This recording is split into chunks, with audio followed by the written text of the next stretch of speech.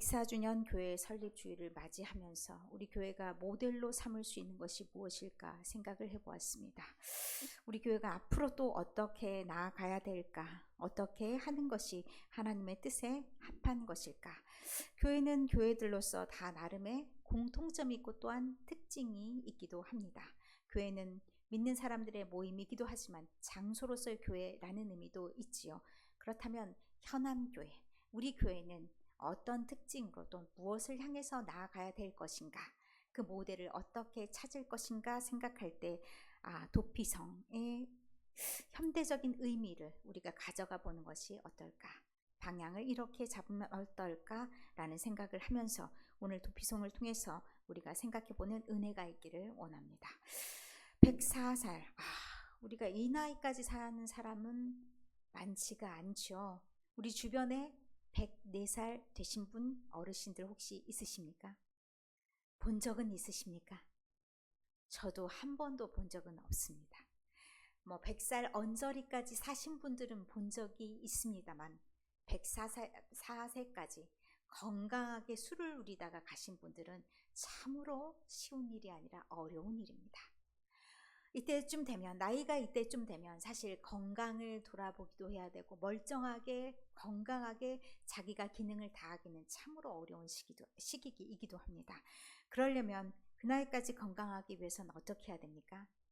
몸을 늘 돌봐야 되고 이상이 없는지 늘 점검해야 되고 그런 작업이 있어야 건강하게 그렇게 술을 누린다 말할 수가 있습니다. 교회라면 어떨까요? 교회도 마찬가지일 겁니다. 오랜 세월, 오래됐어요, 교회가 오래됐어요 하면 장점도 있지만 사실은 오래 묵은 뭔가 해결되지 않는 고질병들도 있기 마련일 수 있습니다. 그래서 우리는 우리 스스로를 약간 점검하는 의미, 아니면 우리가 옛날에는 이랬었는데 중간에 또 이렇게 바뀌어서 요즘에 달라진 것은 없는가, 한편으로 살펴보는 의미도 이 말씀 속에 있었으면 좋겠습니다. 도피성이라는 것은 가장 쉽게 우리 말로 바꾸면 피난처죠. 도망갈 때 이렇게 말씀하시면 딱 와닿을 겁니다. 요즘에는 교회를 도피처로 삼은 분들이 그리 많진 않습니다. 그러나 우리 연로하신 권사님들 얘기 들어보면 그런 이야기들이 많이 나옵니다.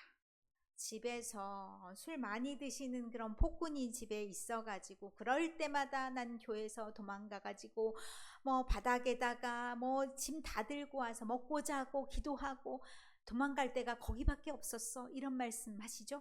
그 당시에는 교회가 피난처였습니다. 제가 이걸 딱 생각하면서 우리 교회가 피난처 되기는 너무나 환하다라는 생각을 했습니다. 피난처는 약간 숨어있는 느낌도 있어야 되거든요. 그래서 그런 공간이 좀 들어 누워도 남들이 좀 보지 않고 마음 편하게 머물 수 있는 이런 공간이 있었으면 참 좋겠다라는 생각을 하게 되었습니다. 이건 나중에 우리가 장차 교회에 조금 터를 잘 활용할 수 있다면 그런 공간도 만들면 참 좋겠다 생각을 합니다. 어쨌든 그런 기능들을 했었는데 요즘에는 교회가 예배드리다 그냥 가는 공간이 되는 경우가 참 많습니다. 그런데 교회의 본질이 예배만 드리다 가는 공간은 아닙니다. 우리가 많이 생각해 봐야 될 지점이기도 합니다. 그리고 또 한편 교회가 너무 화려한 건물을 가지면서 외부 치장을 많이 하면서 누군가 들어오는 것이 부담스러워요. 뭔가 훔쳐갈까 걱정도 되고 무엇인가 더럽혀질까 걱정도 되고 이런 마음들이 참 많이 생겼다. 외향으로는 너무 멋있어지고 또 한편으로 그게 현대인들의 요구사항이기도 하고 많은 사람들이 이끄는 그런 길이기도 하지만 한편으로 그것이 전부인가 라는 생각까지도 하게 됩니다. 오늘 말씀을 보면서 왜 하나님께서는 도피성을 이렇게 만드셔서 많은 사람들에게 제공하라 하셨나, 이 말씀을 생각하면서 우리를 한번 돌아보는 것은 뒤로 한번 생각해 보도록 하겠습니다. 사실 도피성이라는 것이 오늘 여호수아 20장에만 나와 있는 것은 아닙니다. 도피성 제도에 나와 있는 것이 출애굽기에도 민수기에도 신명기에도 나와 있습니다. 내용은 약간씩 차이가 있지만 모든 그 출애굽기, 민수기, 신명기 그러면 창세기 빼고 레위기 빼고 나머지 모든 오경의 말씀 중에 들어가 있다. 상당히 큰 비중이구나 생각할 수가 있습니다. 이 도피성이 필요했던 이유는 사실은 특별한 목적을 가지고 있습니다. 그러니까 모세 때부터, 모세에게 말씀을 주셨을 때부터 이 도피성 제도를 이야기했는데, 이 도피성이 어떤 목적으로 지어졌는지 일단 제일 앞에 있는 출애굽기 말씀부터 보도록 하겠습니다. 출애굽기 21장 13절에는 다른 곳과 조금 다르게 사람이 고의적으로 이렇게 죽인 게 아니라 혹시 하나님이 그를 통해서 잘못한 자를 칠 수도 있어, 이렇게 표현하고 있습니다. 그랬을 때 사람들이 잘못해서 그를 보복할까 두려우니 그 보복을 없애기 위해서 장소를 한 군데 정해라. 그래서 그리로 도망할 수 있도록, 그렇게 피신처로 삼을 수 있도록 해라. 그래서 출애굽기 21장부터 도피성에 대한 이야기가 나옵니다. 그렇게 도피성에 나가서 도피성에 들어올 수 있는 자들은 여러 사람들이 될 수 있는데, 민수기의 말씀에 보면 민수기에는 고의로 살인한 자가 들어갈 수 있다고 얘기를 합니다. 그러면 살인한 자가 고의로 했는지 아닌지 어떻게 해야 돼요? 재판을 받아야 돼요. 그래서 재판을 받아서 판결이 있기까지 임시보호처 역할을 하는 겁니다. 그래서 회중 앞에서 판결이 땅땅땅, 요즘에 말하면 배심원 제도죠. 많은 회중 앞에서 판결을 받기까지는 죽지 않도록 하던가, 또 한 가지가 있는데, 그 당대의 재판장, 대제사장이 살아있을 때는 안 되고 대제사장이 죽으면 본가로 돌아갈 수 있는 그런 제도를 두었습니다. 그래서 그들이 일정 정도 부지불식간에 잘못하게 행동했다면 그들을 죽지 않고 생명을 살리도록 보존하는 그 기능을 했다는 겁니다. 그리고 이 기관들이 여러 곳이 있는데 성경엔 6군데가 지정되어 있습니다. 오늘 우리가 읽은 7절의 말씀에도 6군데의 도피성을 마련해라 라고 얘기하는데, 누구에게까지 지금 보이시죠? 6개. 그래서 7절, 8절의 말씀에 나왔던, 여러분 보시기에 어떻습니까? 군데군데 있구나 라는 생각을 하게 되죠. 어떤 사람이 부지불식간에 살인을 했어요. 그런데 거리가 너무 멀었어. 그 사람은 죽었어. 보복을 당해 죽었는데, 어떤 사람은 가는 곳이 너무 가까웠어. 그래서 그 사람은 보복을 당하지 않고 그 안에 들어갔어.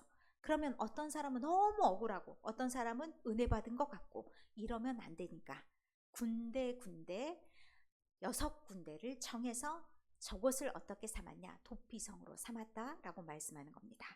그런데 이 도피성에 들어갈 수 있는 자가 어떤 자들이냐? 이스라엘 백성들만 있는 거냐? 아니라고 얘기합니다. 오늘 우리가 읽은 본문은 거류민을 위하여라고 얘기했는데, 거류민이라고 하면 주민이에요. 거기서 신분증을 가지고 살든 아니면 떠돌이로 왔다가 거기서 정착해서 살든 구별하지 않는다는 의미입니다. 그래서 민수기에는 이것을 어떻게 표현했냐면, 이스라엘 자손, 타국인, 이스라엘에 거주하는 자, 이렇게 세 부류로 나누었습니다. 타국인이라고 하면 이스라엘 사람들은 아니죠. 그런데 그곳에 머물게 됐는데 어떤 사건에 연루가 됐어요. 그러면 그들에게도 은혜를 베풀자, 이러면서 모든 사람들에게 공평하게 도피성 제도를 이용할 수 있도록 하는 겁니다. 그러면 이렇게 어려움에 처했던 그 사람들이 도피성을 잘 알아봐야 되죠. 그래서 도피성을 알아볼 수 있도록 뭔가 밖에다가 장식 같은 것들을 해두었다고 합니다. 그 장식이 구체적으로 어떤 장식이었는지는 우리는 알 수 없으나, 예전에 청동기 시대에 꼭 이것이 성경에 나온 것만은 아니에요. 다른 문화권들에서도 다 그런 것들이 있었어요. 그래서 상징으로 그 종교적인 상징 같은 것을 두었어요. 아마도 성경책을 이 앞에 두었는지 어쨌는지는 잘 모르겠어요. 그런데 이곳에 들어올 수 있도록 성에 그렇게 표시를 해두었다. 그런데 이곳에 그러면 누가 사는가 중요하죠. 이 동네 악당들만 산다 그러면 어떻게 해요? 살라고 보냈더니 가서 죽었어. 큰일 나죠.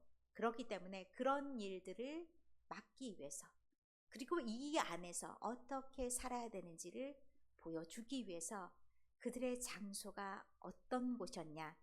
21장에 보면요. 이들을 이제 21장 13절을 제가 읽겠습니다. 제사장 아론의 자손에게 준 것은 살인자의 도피성 헤브론과 그 목초지이요 하고 각각 레위인들에게 주는 장소도 먼저 어떤 곳이 언급이 되냐면 도피성을 먼저 언급합니다. 그러면 제사장 또는 레위인들이 사는 그런 거주지가 이 도피성이었다는 얘기입니다. 왜 그들이 있는 곳으로 이들을 보냈을까요? 우리가 보기에는 또 그곳에 있는 주변에 있는 사람들이 보기에는 저 사람이 고의로 죽였는지 아니면 진짜 실수로 죽였는지 잘 알지 못하잖아요. 그럼 재판을 할 때까지는 그냥 그 사람의 죄가 있다 없다 판단하지 말고 그냥 살려둬야 되는데 그 사람도 감화받고 변화될 수 있는 시간적인 시간을 벌어야 되는 거예요. 그러면 그곳에 있는 사람들이 무엇을 하고 사느냐가 굉장히 중요하죠. 레위인들은 무엇을 했을까요? 제사장들은 무엇을 했을까요? 때 맞춰서 엄청 예배 드려야 되지 않겠습니까? 성전에 들어가서 불을 오전 오후로 밝히고 막 이런 일들을 행하는 거잖아요. 제사를 맨날 드려요. 그것을 보고 이들이 어떻게 판단하겠습니까? 그곳에 가서 무슨 생각을 하겠습니까? 와, 나의 잘못이 있는데 내가 실수로 그를 죽였다 할지라도 그의 가족은 어떠할까? 마음을 다스려보는 시간이 되지 않겠습니까? 그리고 하나님의 말씀을 그들이 가르쳐요. 그럼 하나님의 말씀을 들어요. 그러면 어떻게 살아야 될지 돌아보는 시간도 되겠죠. 그들이 설사 하나님께 정말 잘못해서 살인을 했다 칩시다. 그러면 그들의 살인한 죄를 본인들이 알아야 되지 않겠습니까? 그 죄가 얼마나 큰 죄악인지를 본인들이 깨달아야 되지 않겠습니까? 그것을 누구를 통해서 알게 하시냐? 제사장들을 통해, 레위인들을 통해서 그들의 죄를 깨닫게 하시는 겁니다. 그러면 그곳에서 있는 동안 그들이 재판을 받기까지 그들의 마음도 충분히 주님께로 돌아오며 회개할 수 있는 시간을 갖게 된다는 의미입니다. 그것은 오늘날의 교회로 따지면 오늘날의 예수님 이후로 생각을 해보면 이 도피성이 어떤 것이었을까? 또 예수님이 이 도피성을, 하나님께서는 이 도피성을 왜 만드셨을까를 생각해 볼 수가 있는데, 하나님은 무엇이시기 때문에 이 도피성을 지었을까요? 하나님의 가장 중요한 품성은 무엇입니까? 하나님은 사랑이십니다. 하나님은 사랑이셔서 누구든지 가리지 않고 하나님의 은혜를 누리기를 원합니다. 하나님의 은혜를 누리고 구원받기를 원합니다. 그래서 하나님은 특별한 제도, 특별한 장치들을 만들어 주신다라는 것입니다. 하나님은 사랑이시기 때문에 하나님을 사랑하는 자들에게도 하나님을 사랑하는 것처럼 이웃을 사랑할 수 있는 방법을 마련해 주신 겁니다. 우리가 구체적인 방법이 없으면 사실 어떻게 행해야 될지를 알지 못하기 때문에 우리에게 구체적인 방법을 제시한 것입니다. 하나님이 계신 곳, 하나님의 사람들이 있는 곳, 그곳에는 사람들이 어렵고 힘든 사람들, 고난에 처한 사람들, 환난에 처한 사람들, 또한 죄인이라고 불리우는 모든 사람들이 올 수 있는 곳이어야 된다 말씀하시는 겁니다. 그리고 그곳에 와서 무슨 일이 일어나야 되는지를 말씀하시는데, 우리가 잘 알고 있는 요한복음 3장 16절의 말씀입니다. 모든 사람들이 와서 무엇을 얻게 하기 위한 것입니까? 영생을 얻게 하기 위한 것입니다. 구원을 받아요. 당장의 목숨의 구원뿐만 아니라 그들이 참 생명을 누릴 수 있는 방법이 무엇인지 말씀을 통해서 깨달아 갈 수 있다는 것입니다. 그렇기 때문에 하나님의 사랑, 하나님이 주시는 구원, 그곳에서 누릴 수 있도록 하나님께서 기회를 주신다라고 할 수 있는 겁니다. 그리고 또한 하나님이 우리를 부르시는데, 또한 예수님을 통해서 우리를 불러주셨는데, 예수님이 이 땅에 오셔서 예수님이 오신 목적을 말씀하신 말씀이 있습니다. 예수님은 의인을 부르러 오지 않으셨다 말씀합니다. 죄인을 불러 회개시키러 오셨다라고 말씀합니다. 그러면 우리도 사실은 죄를 지고 있는 사람들이고 또한 주변에 있는 많은 사람들도 죄의 덫에 걸려 있는 사람들입니다. 그러면 죄를 지은 그들에 대해서 우리는 낙인을 찍고 도끼질하고 이런 것이 아니라 하나님의 판단이 그들에게 있고 우리는 그들을 돌아보며 그들을 사랑하며 그들도 주님께 올 수 있는 자라는 것을 인정하는 것이 필요하다는 겁니다.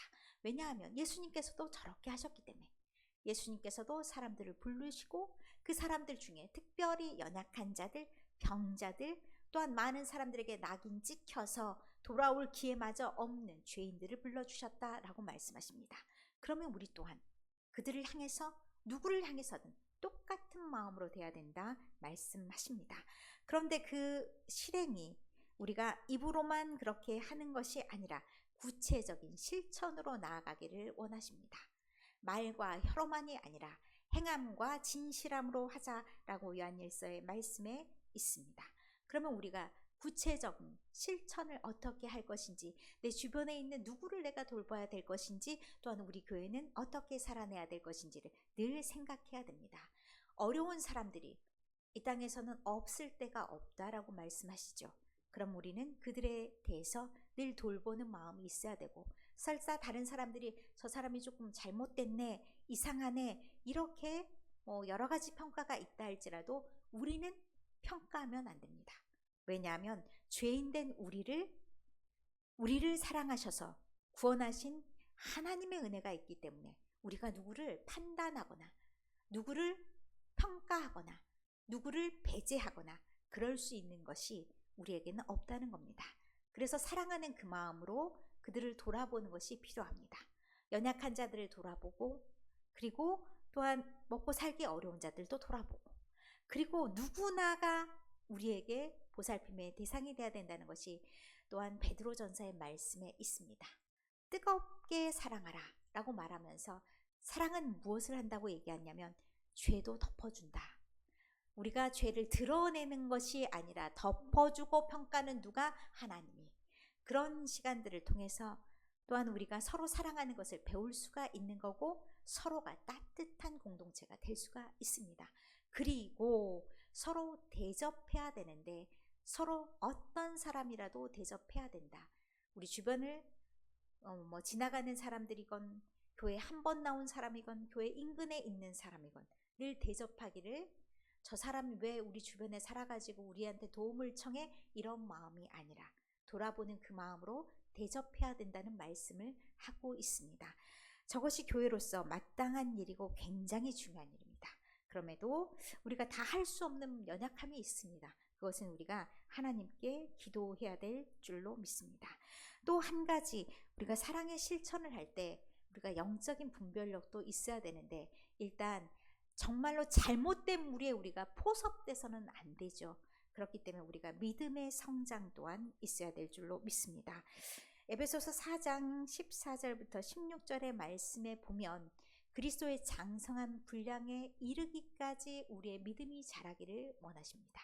그런데 그 목표가 뭐냐면, 우리가 그리스도가 우리의 머리이시잖아요. 그러면 머리에 맞게 온 지체가 잘 자라나야 됩니다.